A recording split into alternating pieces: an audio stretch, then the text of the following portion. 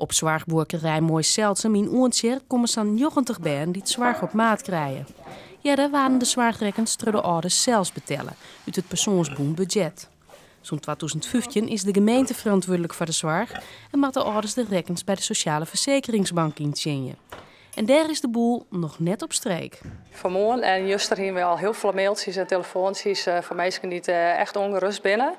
En dat komt er terug dat zij van de SVB te jaren kregen dat ze voor 9 februari de factuurs naar huis sturen moeten.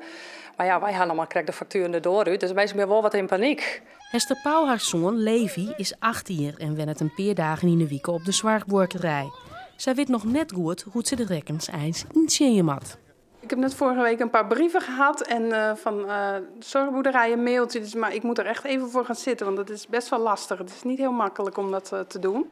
Alle gemeenten stellen haar eigen PGB-beleid op, maar ook daar is nog een soort onduidelijkheid over. Wij hebben echt maar al voor verschillende gemeentes te maken, dus dat is echt lastig. En iedereen heeft daar wat oorzaak qua zorg. Er zijn mensen die volledig wijden, dus die snappen wel dat bij orentarieven, orenbudgetten, ik dan bijvoorbeeld alleen nog maar een woensdagmiddagopvang.